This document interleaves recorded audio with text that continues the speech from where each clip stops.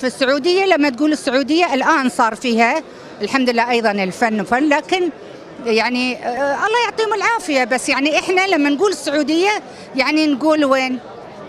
نقول بيت الله بالسعودية.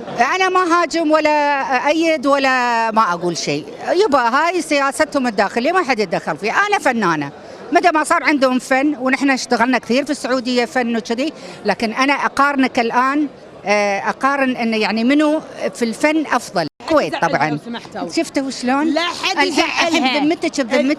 بذمتك الحين الكويت يعني مو سباقة في الفن وهي الأولى، وفنانين الكويت مشهورين أكثر من أي حد ثاني بالخليج.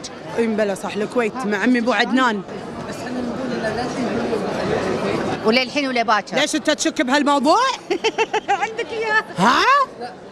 الكويت هوليود الخليج وتتم هوليود الخليج. يتك شد شلون؟ أنا ما أعرف الحكي كذي. بنتي طبعا هي وش عيبي مو فاهمة الموضوع، بس أنا شيشتها. لا الكويت سباقة، أنت تتكلم عن هناك فرق شاسع يعني.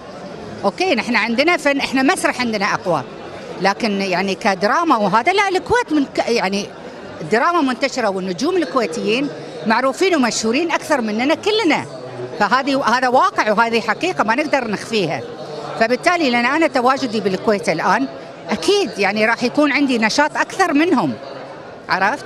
يعني هناك كل دولة تشوفها متخصصة في شيء. يعني الإمارات ما شاء الله دولة يعني صارت كوزموبوليتك، يعني دائما في تجارة وهذا أكثر يعني اهتماما بالرياضة وبالتجارة أكثر من الفن. لكن الكويت لا، الكويت اهتمامهم أكثر شيء أعتقد أنه في الفن يعني، والكل حاسس وشايف. هو حلو أن إحنا يعني نتناصف المهام، يعني أنت خلك يا الإمارات خلكم أنتم بالتجارة، أنتم يا الكويت مثلا بالفن، أنتم يا السعودية مثلا بالدين.